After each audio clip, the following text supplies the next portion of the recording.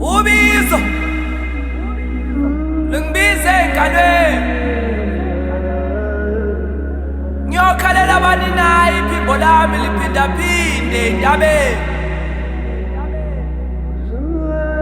Ngithi inyawo zami ngibeleze kulo mhlaba nemsindo. Ngifunana noxolo ey'ngalweni. Kukhalisa emaye emzini kamkhulu. Umkhondolo usekhaya. Sawubona to yours, from one great spirit to another.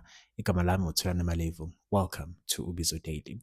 Today we speak about a form of power that shapes lives quietly but profoundly.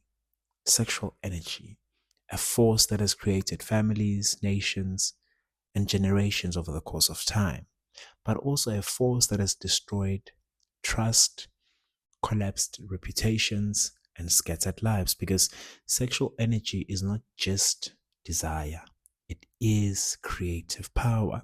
And like any form of power, when it is unmanaged, misgoverned, it becomes destructive.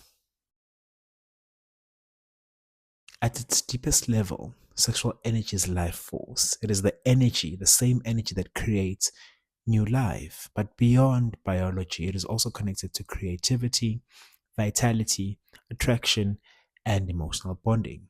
This is why cultures across history treated sexuality with reverence, not shame, not denial, but respect. Because when something carries the power to create life, it must be handled with maturity.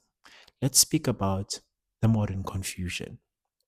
Today, sexual energy is often treated casually, as entertainment, as conquest, as validation. But when something sacred is treated casually, confusion follows. People chase desire without responsibility, pleasure without accountability, connection without commitment, and the result is often predictable. Broken trust, emotional wounds, conflicted identities, because creative power without stewardship eventually becomes chaos. Let's talk about desire without discipline. I've come to understand in my own experience that desire itself is not the problem. Desire is natural. But desire without discipline, that part becomes dangerous.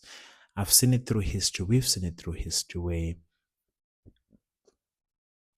or rather, history is filled with people whose talents, leadership, and potential collapsed because they could not govern their impulses, not because they lacked intelligence, not because they lacked opportunity, but because they lacked self-mastery.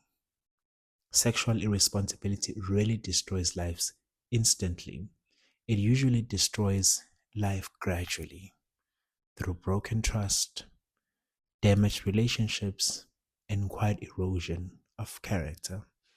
I've been there. I don't wish to go back. Let's speak about the energy behind attraction. Sexual energy also affects how people move through the world. It influences attraction, presence, charisma. But when it is unmanaged, it can distort perception. People begin chasing validation through attention, through flirtation, through conquest, but validation built on attention is fragile because it requires constant feeding, and the spirit slowly becomes dependent on being desired instead of becoming deeply grounded. And whilst we're there, let's pause it. I just want to share this. There's with a good intention, initiative that I started, and a part of me felt that that online platform needed constant feeding. And I realized how, in a way, I was slowly being lifted from the ground. And I didn't like the feeling. And because I didn't like the feeling, I stopped. I just couldn't continue with it. I couldn't continue. I felt as though I was floating instead of being deeply grounded. I hope I'm making sense. Let's speak about responsibility being intimate power.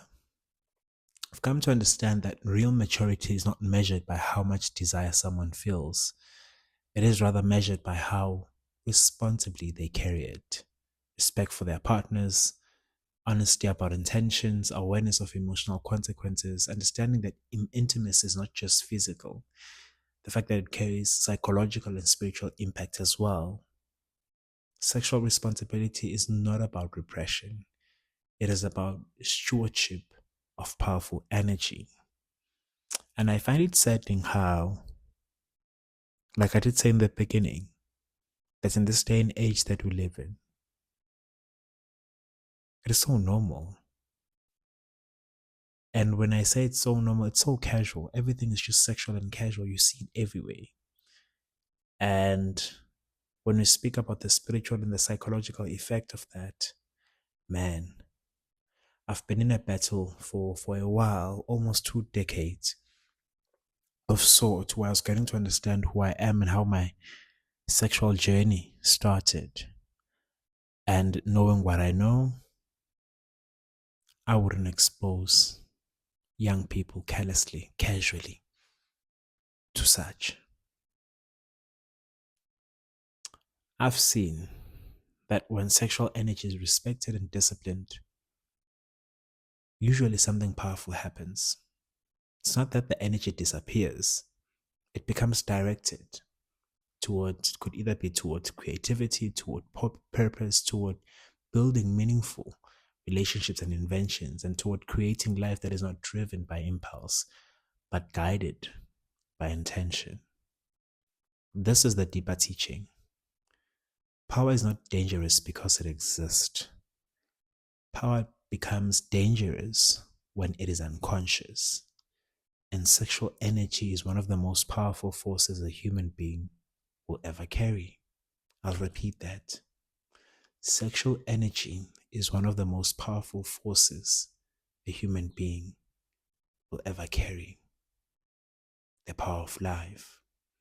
So today, consider this carefully.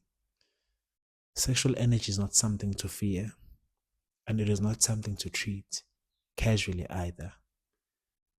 It is something to respect, because creative force always asks the same question of the person who carries it.